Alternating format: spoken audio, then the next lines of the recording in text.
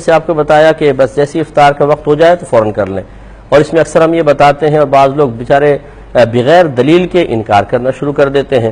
بارہا آپ کو سمجھایا کہ سنت کریمہ یہ ہے کہ پہلے افطار کریں، اس کے بعد دعا پڑھیں۔ دعا افطار کے بعد ہوتی ہے، کیونکہ اس میں جتنے بھی الفاظ ذکر کیے گئے ہیں وہ سب یہ ظاہر کرتے ہیں کہ پہلے کوئی فعل ہو چکا ہے تب ہم کچھ کر رہے ہیں۔ جیسے اللہم انی لکا صمتو، اے اللہ تعالیٰ میں نے تیرے لیے روزہ رکھا، وبی کا آمنتو، اور تجھ پر ایمان لایا، وعلیک توکلتو، اور تجھ پہ بھروسہ کیا، وعلی رزقک افطرتو، اور تیرے دیے ہوئے رزق سے افطار کیا۔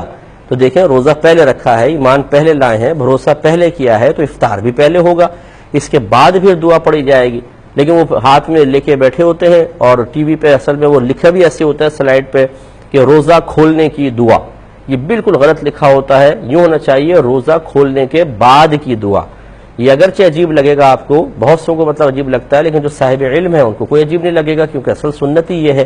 تو اس لیے اس پہ بھی تھوڑا سا خیال رکھنا چاہیے۔